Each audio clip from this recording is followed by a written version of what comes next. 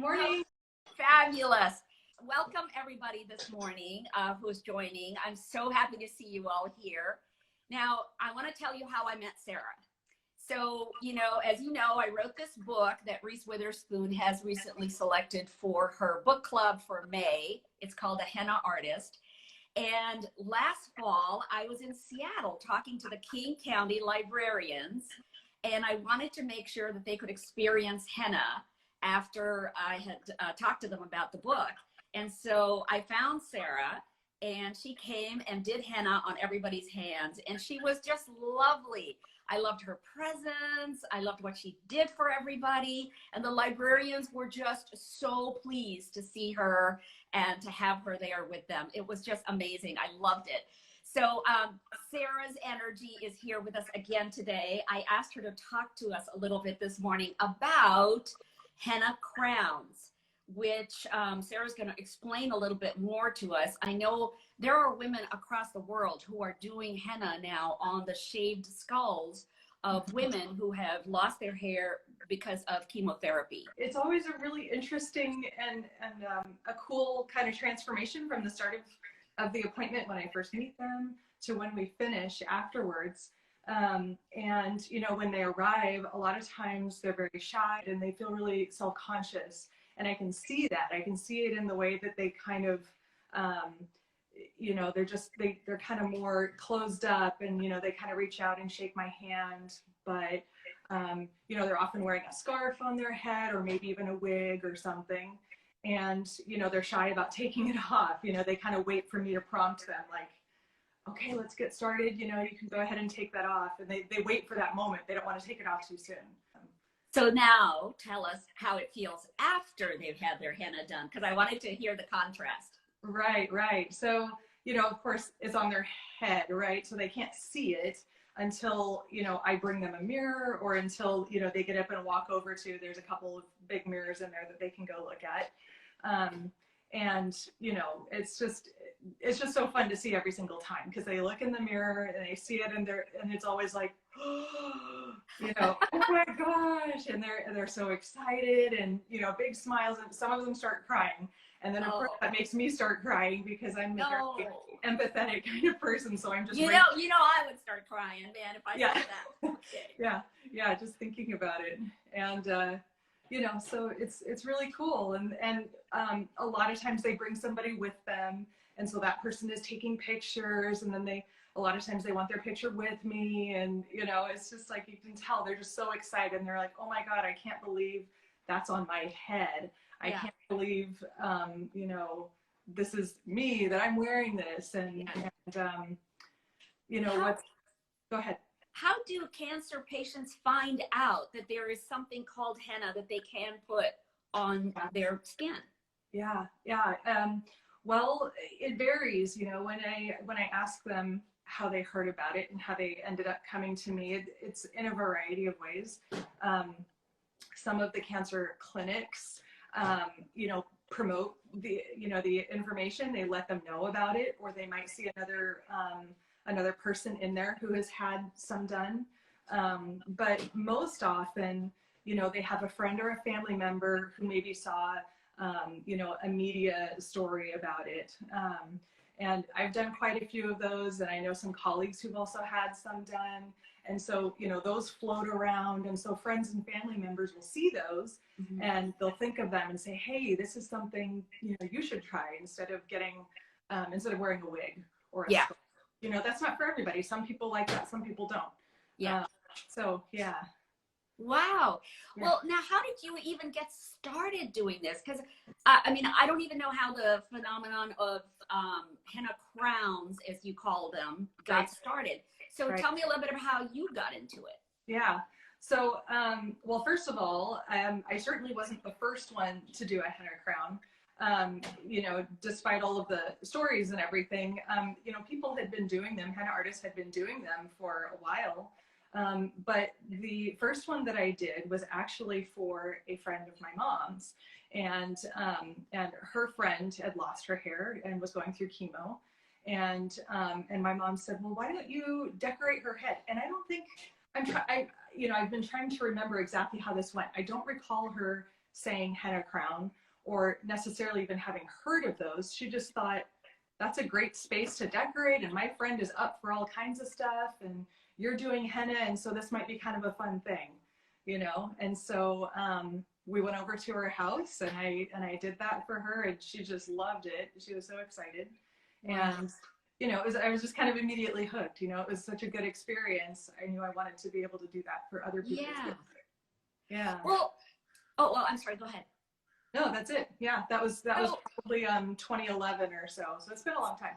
So, you know, I see henna as something that is very intimate. You know, it is like when you go to a masseuse, or when you spend an hour with your hairdresser, or you spend an hour with your, you know, any kind of beauty treatment. Exactly. What's really cool is that I think when you're doing the henna on somebody, they are feeling your energy, and I think you're feeling their energy. There's a transference of energy happening. Yes. So have you ever felt that, and what does that feel like for you? Yeah, definitely, definitely. And anybody who's, you know, watching this that is already a henna artist or has had henna done can probably speak to that. It's different every time because it has to do with, you know, sort of the interaction of the energies between the two people, between the artist and the client. And so, you know, you connect more readily with certain people sometimes. And it may be based on conversation you're having, or it may not. It might just be, you know, something that you sense or feel. And so definitely there are times when that's more powerful than at other times, just because of your sort of, you know, that immediate connection that you feel with somebody. And it definitely drives the creative process. You know, creativity is a really interesting thing. And I think there are probably a lot of, you know, parallels in other art forms as well, like music. You know, there's an interaction between, you know, audience and musician.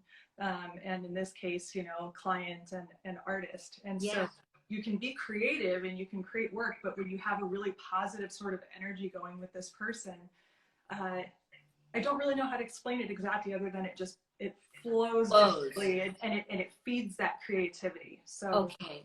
Yeah. So then you said that energy helps you determine, I think, what the design is going to be. Mm-hmm. Is the design sort of happening in your mind as you're dealing with this person, or are they coming in with a specific idea, like, I want you to do this thing on my crown? It's a little bit of all of those things. You know, sometimes they've come in with a preconceived idea because they saw a photo that they just fell in love with. And they're like, I want that. I saw that picture. That's what I want on my head. And so I definitely use that as inspiration or as sort of an overall kind of structure to the design. But, you know, they're all different. They're all unique. And I tell them that. And that's because we're all shaped differently. Everyone's heads are different. Some are a little smaller, some are a little bigger, some, you know, kind of are, have different, you know, bumpy areas, and, you know, so we're all different. And so the design has to be kind of customized to suit each person a little differently. And some are more open to do whatever you want, they'll say. You know, I just love everything you do, just do whatever you want. It's all good. And those are really fun.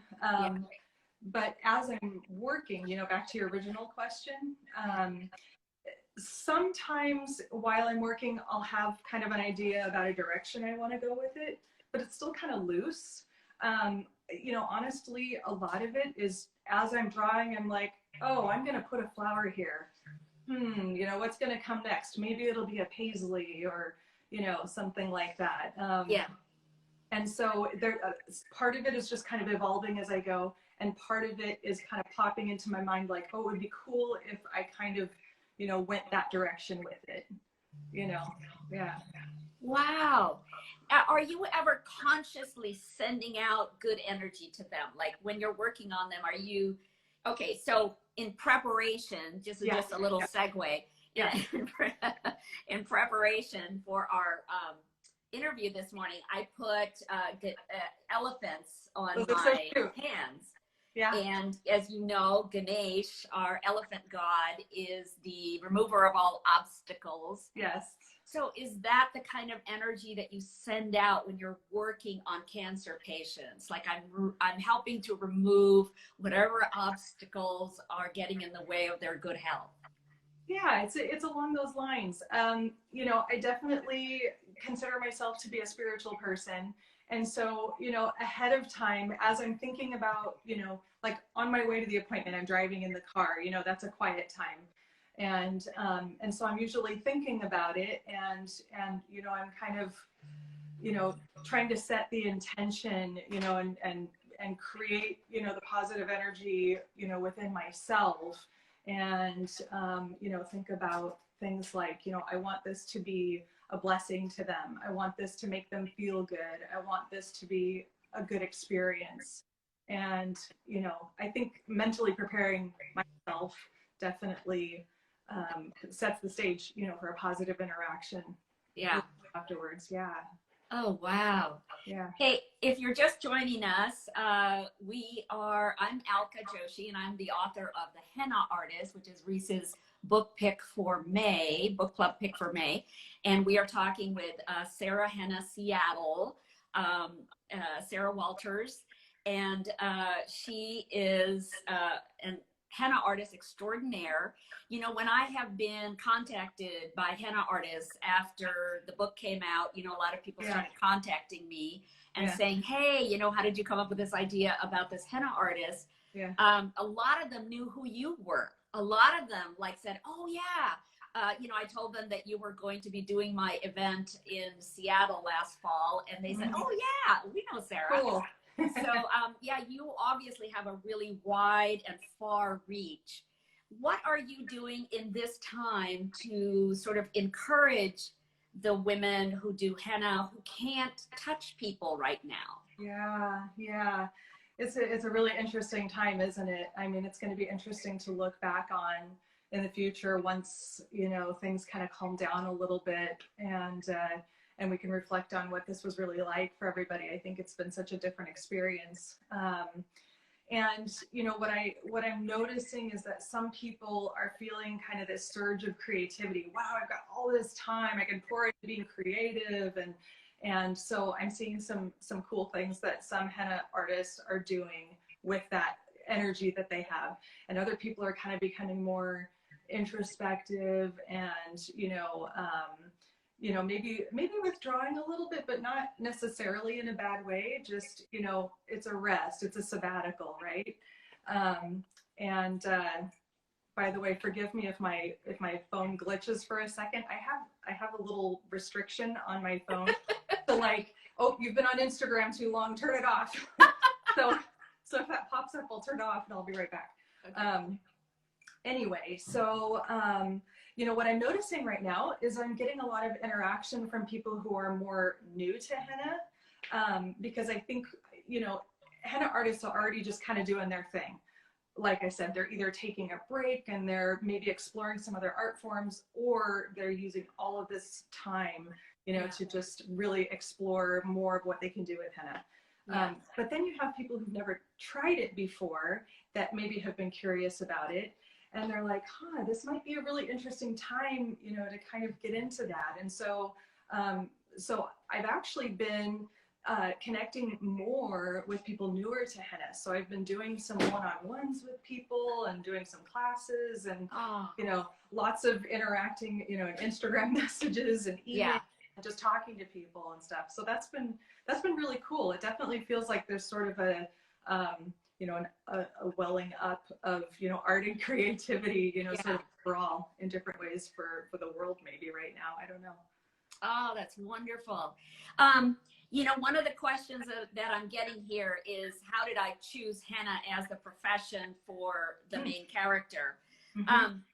So, and I think you'll be able to answer a little bit about this, especially all the young people that you're talking to right now. So when I was imagining the writing of the henna artist, what I saw is, what I started with was, how do I reimagine a life for my mother where she gets to make all of her choices as a young woman? So the main character Lakshmi in the henna artist resembles my mother. She has my mother's spirit and her artistic ability. And, you know, from there on, it becomes fiction. But I thought, how would a young woman at the age of 17, leaving an arranged marriage to an abusive husband, how would she make a living? How could she make a good living? Yeah. And how could she support herself? And how could she live the life that she wants to live? And so my husband had brought, I spoke about this to Reese a little bit, but my husband brought home this wonderful book called Hindu Altars. And on the sides, there were these hennaed hands. And immediately when I saw those, I thought, oh, she could have done henna, because if you have artistic talent, if you're good with people, if you are, if you have any ability to manage a business, then I think you could be a profitable henna artist. I had a text today on Instagram from a woman who sent me her henna pictures, her hands after or right before she had her wedding. And this is just recently that she had her wedding in Calcutta. Oh, wow. And her hands were very simple dots and dashes. And that is exactly what my mother told me in 1955 when she was married. The henna was very simple in Rajasthan. It was very crude. Yes. It's not like this beautiful detailed henna of today. It's not like that at all, because they didn't have the right tools. They didn't have a henna that was so fine. And they didn't have these artists with the kind of sensibility that they could bring to the henna. And so when I was imagining the character of Lakshmi, I thought, well, one way that she could make a lot of money with her henna is if she does something different with her designs than all these other women. So she is actually imagining their stories on their hands, on their feet, on their bodies, as she is doing the henna. And that is what makes her so valuable and so wonderful to all of these women who hire her. So I just wanted to answer that question because I keep getting it. Now tell us a little bit about how henna is made. Tell us a little bit about the plant. Oh, sure. So, so for anybody watching that isn't familiar, yes, it's a plant. A lot of people are actually surprised even to know that it's a plant. You know, I get questions like, you know, so where does the ink come from? What kind of ink is it? You know, I hear the word ink a lot. But yeah, it's a shrub, and the leaves stain your skin. You know, like blueberries or turmeric. You know, if you've ever worked with those, you know that. It looks like we lost Sarah for a little while, so she'll probably have to. There she is. Okay, so blueberries, turmeric. Okay, they also. That was my time limit. Yes, yeah. Sorry about that. So anyway, so the plant is, you know, the leaves are picked, it's harvested, and they're dried out, and it's ground into a really nice, beautiful, fine powder. So like what you were describing earlier about, you know, the way that, you know, henna designs have changed over time.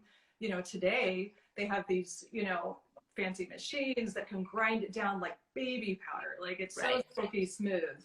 And that's a huge difference, you know, for an artist. When I mix the paste, you know, that super fine powder means that the paste flows out of the cone perfectly smoothly. I don't have lumpy bits. It's not, you know, the lines are nice and straight. They're not messy. So that powder is mixed with water, sugar, and some essential oil. And there are certain essential oils that actually help to break down the henna so you get a better stain from it. Cajeput is a common one, which is related to tea tree and eucalyptus. It's all in the same family. And you mix all those up together into the consistency that you like, and it makes this beautiful, fragrant paste that smells amazing, and it's therapeutic. It feels good on your skin. And I think that's part of the healing process, you know, whether you're getting a henna crown or any other kind of henna, you know, it's a really, you know, it's a really special experience, you know, it's, yeah, it's kind of like, you know, any of us who go to get our hair done, you know, we all love the hair washing part, right? Like, yeah, else massage. Yes. And it's not, it's that, plus it's the fact that you're just kind of laying there and someone else is caring for you. Someone else is beautifying you. And that just feels good. It feels good to do that for other people, and it feels good to receive that as well. And so that's a big part, I think, of, you know, the interaction and why henna can be healing. Yeah. Yeah. How do you prepare the skin before you apply the henna? I make a big deal about that in the book, because I think part of what I imagined Lakshmi does so that her clients love her so much is that she prepares their skin with all kinds of oils or you know, treatments before she starts the henna, and then after the henna she rubs their hands with clove oil, so all these fragrances are released at the same time that the henna is being put on their bodies. It's an amazing 360-degree sensual experience and sensory experience. Definitely. So the reality is you want really clean skin to work on. Oh, hang on just a second, Sarah. Hey, if you're just joining us, we are talking to Sarah Walters of at SaraHenna Seattle. She's based in Seattle, but she does classes all over the country. I'm sorry, now go ahead. Yeah, no, that's fine. So nice clean skin. You don't want any lotion in the way. You know, you want the henna to have full contact with the skin so that it can leave a really nice deep stain. And so, you know, I just make sure that they've washed their hands, or, you know, if we're doing a crown, you know, freshly cleaned. And that's really all there is to it initially, you know, as far as the preparation. Afterwards, you can slather all sorts of, you know, wonderful smelling things on it, and that definitely helps with protecting the stain, and then also adding to that, you know, aromatic, sensual experience of it as well. Yeah. Wow. So do you have a whole range of oils, essential oils, that you offer to the client depending on what they like to, you know, smell while the henna is drying or after it's done? They can do that, yes. So I definitely have a ridiculous supply of essential oils, because for me, when I'm mixing the paste, that's just such a wonderful part of it. You know, when, as a henna artist, there are so many different aspects to it to love. It's not just the art. Mixing the paste is just a really nice experience. You know, stirring it up and getting that really beautiful consistency, and you know, and so of course all of the aromas go right along with that, and so it's kind of fun to use, you know, different blends. And you know, sometimes I like to add a little frankincense, or sometimes I want more citrus like lemongrass or orange, and so it does create a different experience, you know, because all of those impact you, right? Smells have a different effect. Different smells have a different effect on you. So I do like to mix those up. And so sometimes I'll have people say, hey, you know, I really love this or that. So if you could bring that to my appointment, you know, I would love. So, you know, what you're bringing up is that it's as much of a sensory experience for the henna artist to put the henna on as it is for the client that they're working with. So that's very cool. Somebody is asking, how long will the henna last? Yeah, so depending, there are a few different factors, but 1 to 3 weeks typically. It lasts longer on parts of your body that aren't getting lots of friction, right? So if you were to do your hands, for example, but you wear gloves all the time because of your job, that's going to wear off a bit faster, right? So skin that's not getting lots of friction, it's going to last longer there. And then also places where your skin is thicker, so like the palms of your hands, it's really going to soak in nicely and be darker there, and also last a bit longer. Exactly. And then some of it has to do with your care as well. So like using those nice natural oils, like coconut oil is wonderful, or shea butter, you know, those kinds of things. That's really nice for moisturizing, and it helps to protect and prolong the design. Yeah. You know, I remember when we were growing up in India that my mother would often take oils, and a lot of Indian women do this, and they would oil their hair like once a week, just, you know, like put a coconut oil or any kind of, you know, oil that they, hair oil that they found in the market. And they would just leave the oil on their scalp and their hair for like a few hours at a time, or maybe just overnight. Yeah. And it just conditions the hair. It makes it so silky and so smooth.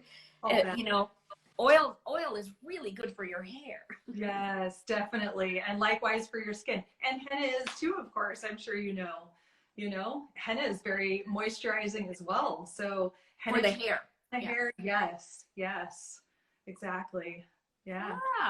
You know, I have often been thinking, Sarah, as I've been talking to a lot more henna artists, and I've been, you know, going live with a lot of the book events and doing a lot of virtual book tours for the henna artists. I'm beginning to wonder, why don't we have elegant henna studios the way that we have elegant spas and nail salons? Because the experience is so rewarding to women. It is so calming and soothing and relaxing. It's just like going to a spa. Why don't we have henna studios? Yes, I totally agree. Well, so what comes to mind, a couple of things, you know, offhand. Number one, you know, just the cost of the space, right? So most henna artists, even the ones that are charging a bit more money, it would be very difficult to pay for that kind of a space. That's probably that's going to be a big part of what that is. So you do see some salons that primarily do hair and makeup, and maybe they'll add henna on, but it's not typically exclusively a henna studio. Yeah. That's part of it, but also part of it is, you know, depending on what sort of work is being done, what sort of henna work is being done. Sometimes it's just better to do that in your home so that you can just sit and relax and you won't disturb the design, like brides, for example. Yeah. You know, definitely you want to do that in the home so they don't have to, you know, try to walk back out to their car afterwards. And, you know, can you imagine getting buckled into the car? And I have done it, by the way. I've had a couple brides that wanted to come to me, but, you know, it's a little bit more challenging logistically for sure. Right. Because you want people to be comfortable in their environment. Now, do the cancer patients, do you do the henna crowns at their homes, or do you do it at your studio? They come to me. They come to me. Occasionally I do travel to them, but I have them come to me for a couple different reasons. One is because I get a lot of requests for those, and I'm able to provide more of them to more people if they're coming to me rather than having me travel around. So that's the first reason. The other is because I do it by donation. So whether they want to pay me my full rate, or whether they can't afford to pay anything, or whether they want to donate, you know, something in between, you know, it's all fine either way. And so it cuts down on my expense to not be traveling, and makes it easier for me to provide that, you know, as a donation-based service. Wow. So, yeah. Well, I definitely want to encourage anybody out there who knows of somebody who's dealing with cancer, whether they're women or men, because I think men could really benefit from this. And I see more and more photos on Instagram of men having henna done across their bodies, across the back, you know, on their skulls. It looks so beautiful. And I think it's kind of a great conversation starter too, because a lot of people want to know, hey, what is that on your hands? Right, exactly. And I think that's why a lot of the, you know, a lot of the henna crown clients that I have love it so much, because, you know, it changes that interaction that they have out in public with people. You know, they might be going to the grocery store, you know, normally without any henna on their heads. And, you know, people kind of look at them like, oh, you know, you must be sick. I'm so sorry, you know. And what I've heard from them is that gets a little old. Yeah. Have people kind of constantly looking at them like that with sort of a pitying expression. Yeah. And, but when they have henna on their heads, Yes. it changes it completely, because instead it's like, wow, that's so Yes. cool. Is that tattooed? Is it real? Wow. And, that is a great point, because it yes. changes the energy of the interaction. Completely. Yeah. So all of a sudden, instead of like this sad, pitying sort of thing, it's like, it's exciting and cool and new and beautiful and, wow, what is that? And so it's a positive experience for them. Yeah. Wow. Yeah. Oh my gosh. So how much of your business do you think is with the sort of the real healing of cancer patients? Mm-hmm. And how much of it is just healing, like women who come and are moved by the experience and they're healed in some other way? Maybe mm-hmm. it's spiritual, maybe it's emotional. Mm-hmm. I know that Lakshmi in the henna artist deals with emotions a lot when she's tending to women. Yes, definitely. It's really interesting. I will say that sometimes I feel a little bit like part henna artist, part therapist, because I'm naturally a pretty good listener. And so, I'm quiet and I'm listening while they're talking. But of course, while I'm doing henna, I'm focused too, right? So that makes me an even better listener, because I'm working on what I'm doing, and people will just kind of talk and they'll share stuff, and I'm not talking to anybody else. So I'm a safe person to share with. Right. And that can be really therapeutic, aside from everything else that we've already talked about, with, sharing the space together and the energy and, the physical contact, in addition to that, I'm a listening ear. And so, I would say the vast majority of, my clients and my experiences with people are healing in some fashion. It's probably rare for it not to be, honestly. Okay. At least a little bit, even right. if it's a bride who this is an exciting time, and maybe she doesn't feel like, she needs a therapy session or something, but it might be, it might be a time when she can actually relax and, it's been really stressful. There's so much going on, and I can just relax now. And so, and that's a bit of therapy too. That's healing as well, because it's giving you that rest that you need.